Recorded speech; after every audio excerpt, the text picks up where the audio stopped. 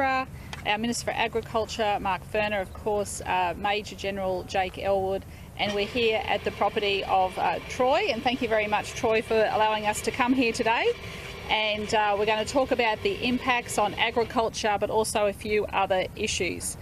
So can I just mention that in relation with power outages, I was advised by the Energy Minister yesterday that out of the 180,000 people that were impacted during the event, on the 8th of March, Energex completed the network restoration, so that's really, really good news. And in relation to our community recovery grants, we've now made payments totalling $7.72 million. And of course, people can still contact that community recovery hotline if they need any further assistance, and that number is 1-800-173-149. We still have 6 schools, state schools, that are impacted, and I'm also advised that the insurance bill now for claims that have submitted totals more than $1 billion. Well, I'm very pleased to be here at Qualipack today with Troy and, of course, with the ministers. And there were estimated about $500,000 in damage here. Of course, they do broccoli, pumpkin and onions, very important for all of us, but also to their pumpkins from memory, Troy, are exported overseas to Japan, so an exporter as well. In peak times, the staff numbers are here about 100 to 120, and of course they were impacted here with the water coming through, causing erosion, but also impacting on the tractor and some of the electrical equipment. And of course, this is a snapshot of what's happened to our agricultural producers across that entire southeast up to the Fraser Coast. So the government's doing everything we can to support them. We already have 169 producers reported loss of fencing, 117 properties reported loss of equipment, 53% reported suffering a major or catastrophic impact. Producers are working with the Department of Agriculture. They are entitled to assistance. That's joint Commonwealth state of grants up to $75,000 for primary producers, and low interest loans are also available. As of Tuesday, 344 applications for assistance have been received. 28 from primary producers, 316 from small businesses. The Brisbane markets is up and running. We've engaged with AgForce, QFF, to examine impacts to their members. We've also engaged with GrowCon, Australian Berries, Australian Macadamias regarding impacts, with Lockyer Valley being the area of greatest concern. Areas around Gympie, Sunshine Coast and Southern Downs have also been significantly impacted. So here in the Lockyer Valley as well, we've had 1,343 applications for assistance. $233,000 has been paid out. 178 damage assessments have been completed in the Lockyer Valley. 169 houses and 9 commercial properties. 102 properties were flooded. 98 residential, 4 commercial, and 43 houses are considered to have moderate damage. So that's also good news. In Grantham, 32 houses have been assessed as having some flood impacts, 19 with moderate, 13 with minor. And we still have 7 people in the evacuation centre. We have 65 ADF in the area at the moment, which of course is also very much welcome news. This is a very big area. And later on we will be going out to the Community Recovery Centre and also to out to Grantham to look at, we were talking yesterday about ways in which councils and state can work together. After the 2011 floods, that new estate was developed, and the people who moved into that new estate, I'm advised that no one had any impacts from these floods in that have been moved there, had no impacts from these most recent floods. In relation to agriculture here in the Lockyer, it's valued at more than $398 million. 54 responses from the Lockyer Valley farmers on impacts. 8 have had catastrophic impacts, 22 major, 16 moderate, and 2 with minor livestock. So, and of course there's been impacts as well in this area in relation to local sporting community organisations as well. So look, with those few words, so I think Queenslanders can see that the impacts, this is a very big impact from these floods. This natural disaster is felt right across the entire southeast up to Fraser Coast, all the way down to the Gold Coast and the borders. And we will continue to work with people who've been impacted. And as you can see, we're getting out as fast as we can to all of these impacted areas. So I'll hand over to the Treasurer to say a few words. We've got Agriculture Minister and the Major General, and of course Troy. Thank you. Thanks, Treasurer. Thanks, Premier. Good morning, everyone, including everyone watching live, including our Facebook friends. As our state fought against one of its biggest foes over the last 2 years, the pandemic, our agricultural producers, our farmers, Queenslanders on the land, really stood up for our state. They were the real heroes of our economic response to COVID-19. During those 2 years, they did not miss a beat. They kept producing value for our state. They kept producing products that we could use in our own state, but also primary products that could be exported to the world. And today we're here for them. They were there for us during the past 2 years, and now we are here for them. People like Troy and his company Qualipack. They export the world's best broccoli to places like Singapore, to Japan and to Taiwan. And now they've been knocked down by this flood, but they're not going to be knocked out. They're going to keep going. And speaking to Troy today, he's already got a plan with his family and his business to recover from this. And more than that, he's also reaching out to his friends, to his neighbours, to other producers in the region to see what he can do for them and what they can do together to recover from this flooding event. It's why our government's put together a $595 million package to support businesses like this, as well as other businesses, small businesses in particular, across the state, and householders. As at the close of business yesterday, we've paid out $7 million in hardship grants already to more than 41,000 Queenslanders and businesses. But this is not just about money. It's about providing the support that these primary producers and that other people need. And we know over the last 12 months our exports have continued to grow in Queensland. And I'm so proud of that as the Trade Minister, that notwithstanding the pandemic, that our agricultural and primary producers continue to export their goods to the world. That's increased significantly. The value of our rural exports in Queensland increased by $2 billion in the last 12 months. The total value of Queensland rural exports stood at $11.1 billion last year. They are businesses creating jobs, creating value and producing the best for the world and exporting that to the world. And our value of rural exports is now up 8% over what it was pre-COVID. So as I say, this isn't really about numbers and it's not about dollars. It's about people. And today we're here to support people like Troy and his family, other primary producers across the region in the Lockyer who've really copped it. And some of these businesses have business interests across a number of properties, a number of farms across the region. And I know Troy felt the brunt of the storms in the southwest last year.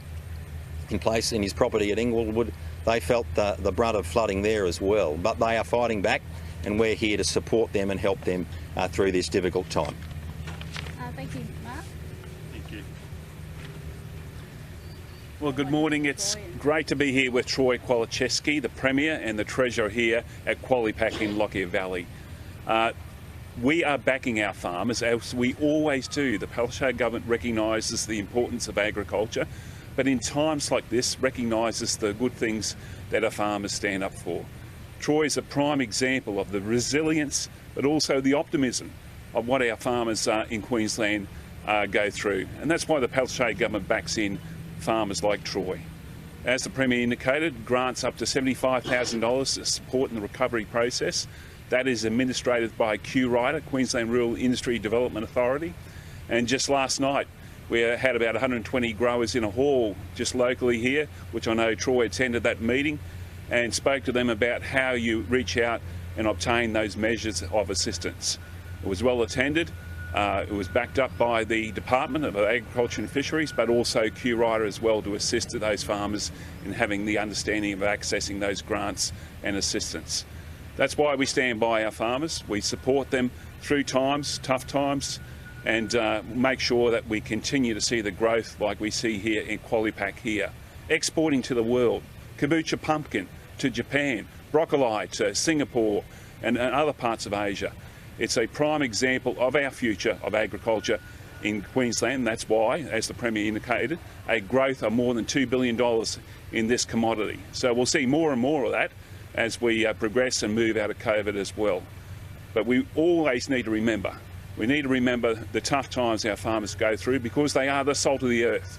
And that's why the government supports them, because we understand the importance not only of agriculture, but the importance of the good work they do. Thank you. Troy?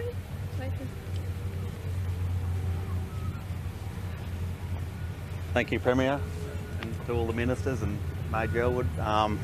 Thank you for your support. It's been a tough couple of weeks, but as Minister Furness says, we'll get on with it and we clean up and we get going. But you know, we've had 3 big floods in 11 years, so I always say that we're very well qualified in cleaning up. So we've done it before and we'll do it again. And like I said, the support that we get from the government, and I know the farmers last night at the meeting were, you know, it was well welcomed, and I'm sure they'll take it up, and you know, time will heal the problem they've got, and they'll be growing before you know it. So yeah, thank you.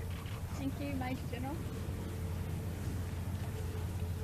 Thanks very much, Premier. Look, the last couple of days, you know, it's again, you see some very sad and upsetting scenes. One of the common threads that has come through is the impact that the floods have had on children within affected properties. I think that feeling of a loss of sense of security. And so I do want to reiterate that it's important that people go onto the recovery hotline, community recovery hotline, to seek support where you need it. It's really important, particularly now. Interestingly as well, yesterday when we went out to Deagon, we went to a couple who had lived there for many, many years, and to show how different things are this time around, the homeowners showed us where the level of water came up in 1974, 2011, and with these floods, and those first two did not hit the house. This one did, and it had a significant impact. So I think it is important to understand that this was a very different event to what we have seen before. The community are working exceptionally hard, community leaders, and we went through houses that have been flooded, and you know, though the homeowners have worked themselves to the bone to get everything cleared out and to let everything dry, and it's again, it is really inspirational to see them come back and working so hard to move forward.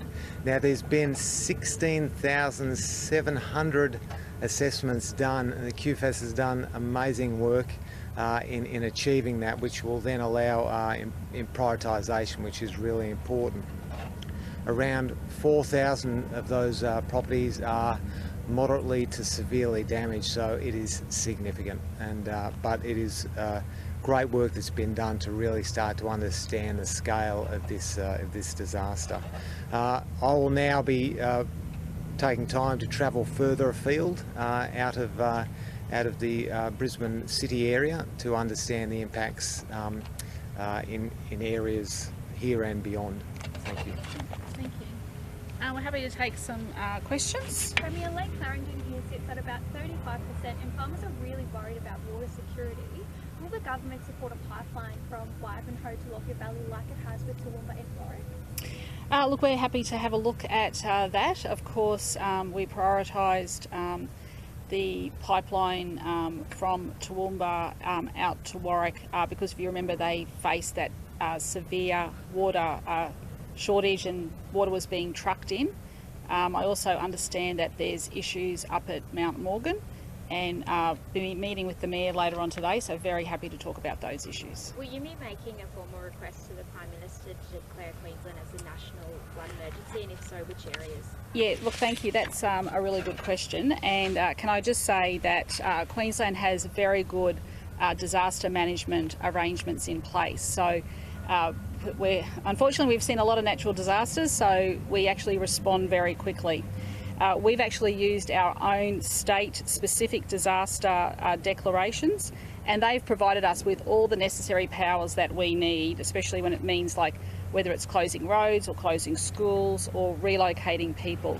So those declarations were made for Gympie on the 26th of February, Brisbane on the 27th of February, and Maryborough on the 27th of February. And I understand that they expire on Sunday. Now, in relation to the Australian Defence Force, we now have the Major General in place. And look, the Prime Minister's been very good there, where he has said that any assistance we need with the Defence Force we can utilise, and that's exactly what's being happened. So the time for that national emergency was probably a week ago. So we've actually gone past that. The floodwaters have gone down, they've subsided. And as I said, those disaster declarations will be lifted on Sunday. What do you make of Scott Morrison going to flood-affected areas in New South Wales but not actually talking to locals? Look, you'll have to put those questions to him. That is entirely a matter for his program. What I can say is that I've asked all of my team to be out and about. I know that even all of our local members, if they've had flood impacts, they're out there talking to people. I met with a number of them yesterday. There was Jimmy Sullivan, Leanne Linnard when we went out to Kedron Brook. I then saw Sterling out at Deagon with the Major General, and then I was up in Scarborough with Yvette, and of course meeting with people. And as the Major General said when we were out at Deagon, to see the impact on people's personal lives and possessions, and the fact that that water came up so quickly from the creek, really puts in perspective the hardship that people have gone through. In 2019, the Commonwealth announced the Emergency Response Fund. Queensland only received funding for 3 out of the 20 projects that requested for flood mitigation. How disappointing is that? Should more have been allocated? Oh, absolutely. I mean, you can't have a fund and not use it. So I honestly believe that if you've got the money there, let's get it out the door. And unfortunately, Queensland submitted 20 projects seeking $127 million. So when you think about it, $127 million out of $5 billion is not that much, and only 3 Queensland projects were approved.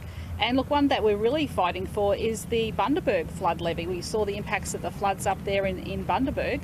We've had our money on the table. That is absolutely a no-brainer. That should just happen.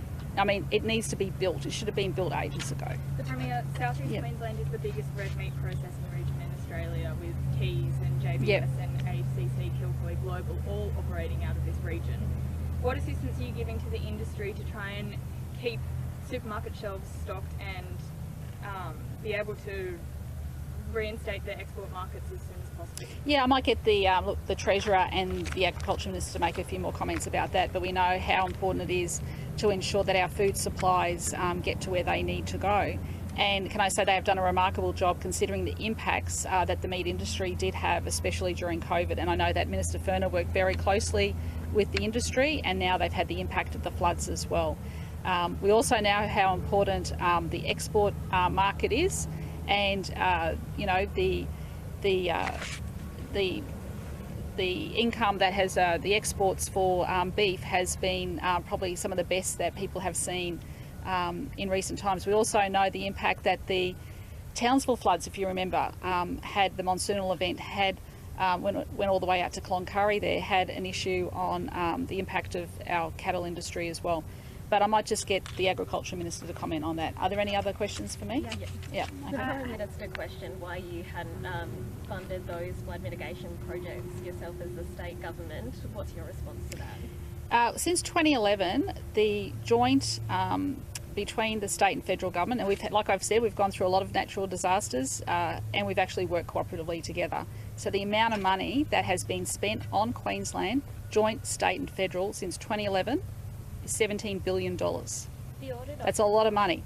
Now there is a $5 billion fund there sitting there from the federal government, the money needs to get out the door. So, like I said before, we asked for 20 projects seeking $127 million, and only 3 Queensland projects were approved. And I've got the full list here, and you're more than happy to have a look at that full list. Has the federal government provided any more detail on the submarine project, or have you asked for any more detail? No more detail. Why not? But we have to ask them. Would you support a nuclear base for subs at the Port of Brisbane though? Well, we need to see some detail. Did you have a We support the defence. Let's say this: we absolutely support the defence industry in this state. I mean, the Treasurer might be able to have something more to say about it, because I know that he was instrumental too in helping us get the Rheinmetall contract here, which is just down the road at Ipswich, and that's supporting hundreds of jobs. We've always fought to have the naval fleet when it was the Pacific patrol boats. When that contract was looking at going to Cairns, we fought for that, and then it went over to Perth. But I might get the Treasurer might have something more to say about defence stuff. Are there any questions for the Major General? All right, thanks, Major General. Thank you so much. You don't need to be here anymore. Look, Queensland stands at the front line of our nation's defence. We always have, through the First World War, the Second World War, through Vietnam, through other military conflicts, and also peacekeeping. And we also stand at the front line of our nation's defence industries. But the reality is, this is a promise about something that may happen in the future. It's an announcement about an announcement that might happen in 10 years' time. And Queenslanders would rightfully be sceptical about what Scott Morrison says may or may not happen in a decade's time. We know he doesn't hold a hose in a bushfire. He doesn't hold a shovel or a wheelbarrow in a flood. He doesn't hold a vaccination needle during a pandemic, and he doesn't hold the door open for a quarantine facility, which he didn't even build in Queensland, which has been the responsibility of the federal government for 120 years. So Queenslanders will rightfully be sceptical about this announcement, because we know that Scott Morrison is all about announcement and he's not about action. We've had a series of announcements recently from the Prime Minister about things that may happen decades in the future. We want to have a strong defence force in this country. We know the world is an unstable and dangerous place. Queensland has always done its bit, and we will do our bit in the future. But let's see the detail first before our government is asked about our position on what is fundamentally the responsibility of the federal government. The national government is responsible for national defence and has been for 120 years. So let's see the detail, and then we're happy to respond. Premier, did you have a discussion with the Prime Minister on the phone this morning, and if so, what was said during that phone call? No, we're catching up later on today. SEQ Water has admitted to 2 broken pumps near Lake Clarendon, which has resulted in around 1 billion amounts of water loss. What do you say to those farmers who are now going to miss out on that? I'm happy to look at those details. Could that be, I guess, avoided in future somehow? I'll get this. Can I have a look at the specifics of that question? Yeah. The Audit Office is seeking more information about the Wellcamp quarantine costs. Do you welcome that? They are entitled. The Audit Office does random checks and balances across government the whole time, so we have no problems with that. So you're not worried about it at No, all? not at all. Let me just say very clearly, the Queensland government stepped up and built a quarantine facility, and as the Treasurer said, and I've said it many times, quarantine has always been a federal responsibility. We have that facility now, and it is actually there for the future. It's for the future of this state, and it's there, and it is built and is complete. Domestic violence rates are through the roof, and there appears to be another incident out of Logan overnight. How many more incidents need to happen until there's some actual legislative change? Well, there's been, you're probably familiar with the Not Now, Not Ever report that Quentin Bryce handed down, and as I said the other day, we have implemented all of those recommendations. We've got former Judge Margaret McMurdo, who's heading up the Women's Justice Task Force. She's already handed down one report. There's another report to come. Our government will continue to always look at further reforms in relation to this area. What has happened overnight, reports I've heard there, is very distressing, and it is a very tragic situation. and I'm quite sure that the police will provide some further comment on that later on today. Leading epidemiologists are expecting a spike in COVID cases due to the floods. Is this something the government's been preparing for? As we know, the rates of COVID admissions in hospital is coming down. It is now under 300 and the number of people ventilated is coming down. That means we are coming off the wave. That does not mean that COVID is not out there and it's not having an impact on people. And some people are ending up in hospital and tragically some people are losing their lives. So can I just say to people out there, please, where you can, socially distance, and that includes our good friends of the media here today. You should be socially distancing where you can, and of course, if you are some of the more vulnerable members of our community, think about when you go into crowded spaces about putting that mask on. That is entirely now up to your discretion, but Queensland has done a fantastic job getting through this wave. It's been very tough on everyone. It's had an impact on businesses. It's had an impact on families. And now we get on with what we have termed our new normal. And that is to go about and live our lives as best as possible, but still encouraging people. If you have not had that booster, please get that booster. It's that added layer of protection. I mean, just on COVID, so Townsville Hospital's just had its 4th code yellow this year, even with COVID cases now dropping significantly. If our hospitals continue to cope with demand post-COVID, what will the state government do to increase capacity? My understanding is that code has now passed. Also, Townsville experienced the peak in their COVID numbers later than the Gold Coast and Brisbane, and that's great to see that they're coming off that wave. Epidemiologists are attributing the spike to their expected spike to a number of people being displaced and staying with others, as well as testing not being a priority. What can be done to combat that? The testing is still available out there. We have a range of people should, if they still have any symptoms, there's availability of RAT tests now in supermarkets, in chemist shops. People should still, if they have any symptoms, go and get a test and follow the isolation rules. And I know a lot of people are doing that. One of the families we visited yesterday had just been isolating from COVID as well. So people have had a double impact of COVID and now these floods. And fingers crossed, can we just have a really good 2022? Thanks, guys. We might just give a quick update on what they're doing in the region. Yeah, thank you. Thank you, Premier. Kibit is working in partnership with the Queensland Government to manage offers of goods and services for people devastated by the floods. And I want to thank the Queensland Government for the ongoing support that allows us to play this really vital role. We're currently working with local councils and charities to identify the exact needs for people that have been impacted. I want to thank Queenslanders for their incredible generosity. We've already received over $1 million worth of donations, and thousands of goods and services have been pledged online through the Give It website, removing the need for local charities to have to sort, store and dispose of unwanted, well-meaning donations. This is a huge event and we know recovery will be long, and Give It will match your offer to genuine need when and if it is needed. Currently there are almost 9,000 requests for assistance right across Queensland on the Give It website. You can donate the physical item or you can donate money, and 100% of money received by Give It will be used to purchase those essential items. We are in Gatton today with the Premier to provide much needed assistance for impacted people throughout the Lockyer region. And as always, Give It is committed to buying locally wherever possible to make sure that businesses are aided in this recovery as well. Thank you very much. Thank you. Thanks, everyone. Can I just ask a quick question of the Ag Minister? Yeah, sure. Last one. Lucky last one. We already know that costs at the supermarket are going to go up because of the lack of international workers. Are these floods going to worsen that? One of the things I can say about international workers and labour for primary producers, Queensland has led the nation in terms of supply of local workers, on whether it be on the farms, whether it be other locations, meat processing plants.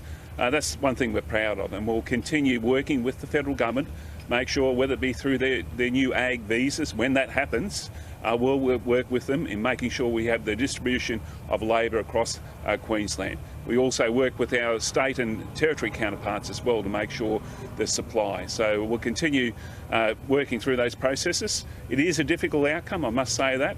We approached the federal government at the time when COVID first hit us back in 2020 to try and encourage them to look at initiatives to retain many of the international, whether it be the tourists, whether it be the backpackers, the students. That fell on deaf ears, unfortunately. Do you expect the cost of produce to go up further at the supermarkets? That's a natural process you see in any disaster or any issue. It's market driven, so we have no control as a government in terms of the markets. What we do have control over is make sure the assistance we provide our primary producers, like in this case, through this natural disaster, of providing up to $75,000 in grant funding. We'll always be there for our farmers in Queensland. That's one thing we're proud of. Thank you. Minister, I'd just like to repose my former question. With the red meat industry being cut off at so many supply chains by the recent flood events, what's your government doing to ensure that supermarkets' shelves stay stocked and that export market can be reinstated as soon as possible?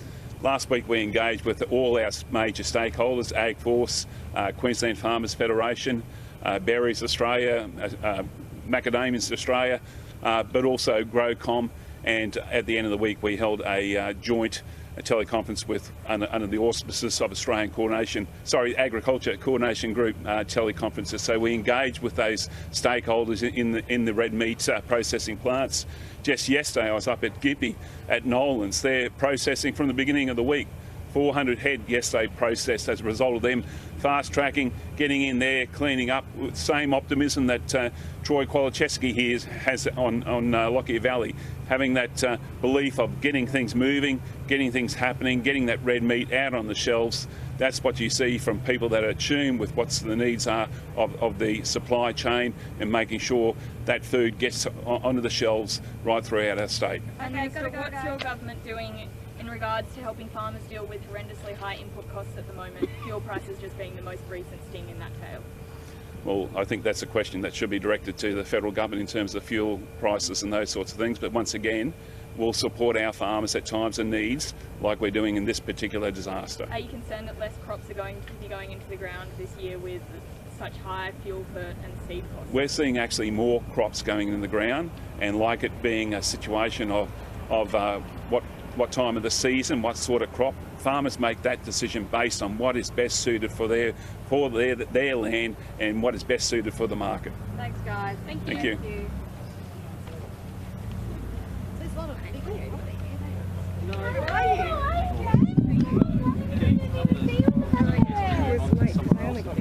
I took a good pic of you doing your thing. Thought you might want it. No. Oh, yeah. Good on you for just like